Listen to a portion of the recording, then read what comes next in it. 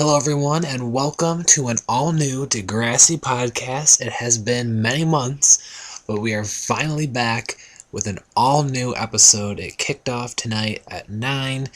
Now, many people have already seen the episode because they were lucky enough to go to one of the screening parties in which they showed it. But of course, there were still plenty of people who didn't get the chance to see it yet. And of course, everyone gets to see it now in the comfort of their own home. So the episode started off with, of course, everyone coming back to school. It was a new year.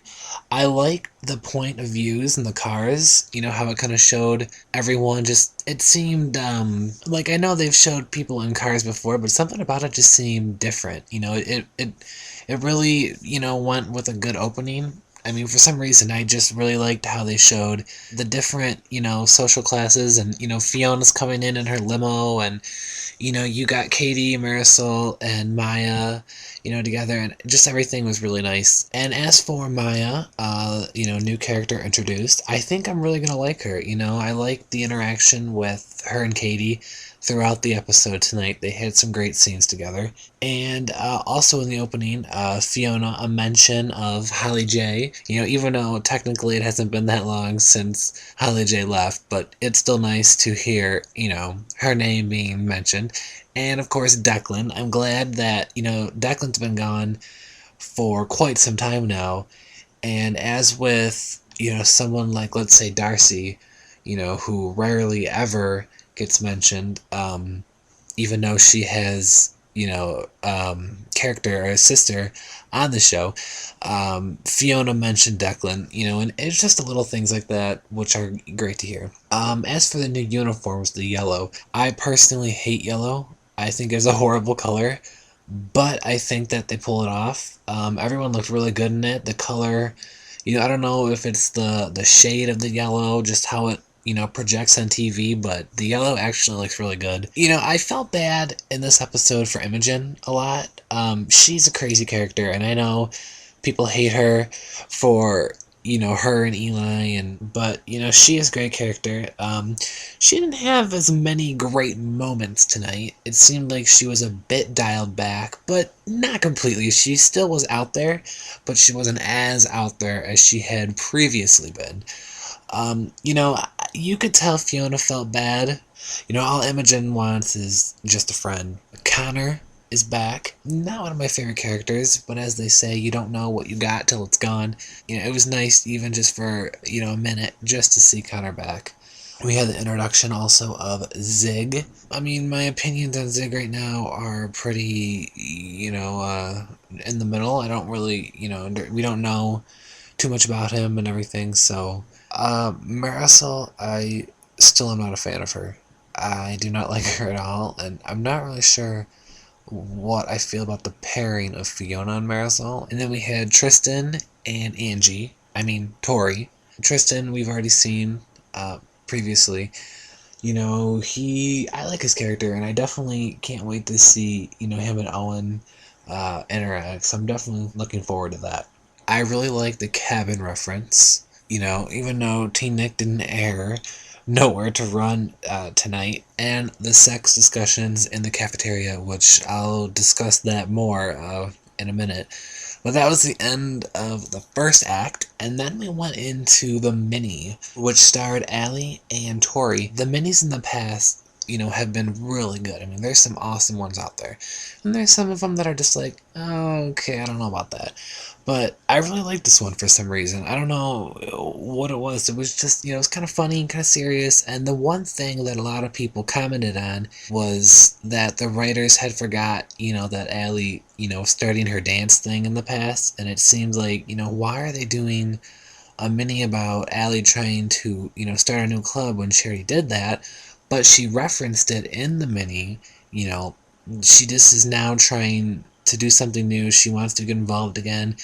She acknowledged that, she used to dance and that kind of stuff. So I really like that. Allie and Tori technically don't know each other, so I was kind of confused when the mini first started as to why, they would be talking. But once again, they addressed that as well when Tori said, I don't really know you. So all in all, the mini, quite interesting, and I can't wait for the return of Lauren Collins as well. That will be awesome to see. It's amazing what Fiona was able to pull off in a matter of just hours, but I don't think that's unrealistic. She's got the money, she's got the connections. Imogen comes to the door in some kind of dress outfit type thing, which I thought was great. I was laughing. I liked that Imogen isn't delusional. They didn't paint her as this delusional character because she's not. She knows what Fiona was trying to do, and she even said that she doesn't care what people think about her. But then you can tell that, to some extent, she does want to try and fit in.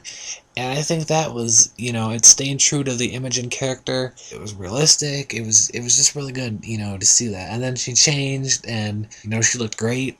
And then we cut to Claire and Jake doing a quiz, whether or not they're emotionally ready to have sex. Cheesy, but realistic, typical guy, typical girl, reading the magazines and taking the quizzes and all that kind of stuff. And it was a good scene. And back at the party, Truth or Dare, Owen bringing around some alcohol. And I'm glad that Fiona didn't drink it. I was going to be really upset if she did. I'm glad she didn't. Imogen revealed that Fiona was alcoholic, and Fiona did not like that. And then I thought for a second that Fiona was actually going to drink it, and I was just like, oh my god, come on. But she didn't, but she called out Imogen, and, but still Imogen, didn't really seem that upset. She just went along with it, and so it's like, Fiona and Imogen are both in these weird places. They're trying to achieve kind of the same thing, but they're both going about it in different ways, and both of them are going about it, not in the best of ways. So, what will ever happen with them will also be quite interesting to see as well. And we close out the episode with a senior prank, which looked like tinfoil, I guess, in the school, in the caf. It was funny, and the episode ended, of course, with another choice from Fiona as she decides to leave Imogen alone in the school. So obviously someone is going to catch Imogen, and then, she'll be blamed for this, but obviously anyone with common sense would be able to tell that Imogen did not act alone, and she obviously had help. So will Fiona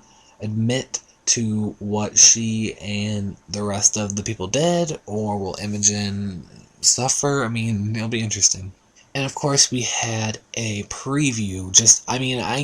I'm trying to process the episode still, and then we got the preview, and I'm recording the podcast, and the preview, teases with the moment you've been waiting for with Eli and Claire, and are they gonna, Eli's asking if they're gonna get together. I'm still trying to process everything, but the previews are definitely out there. The scenes went by so fast, I didn't even have time to, there was a scene with Casey, what looked like a baby. Alright, that about wraps it up for this Degrassi podcast. Another one in 4 days as we discuss part 2 of the mid-season premiere. Thank you so much, everyone, for listening, and I will talk to you all soon.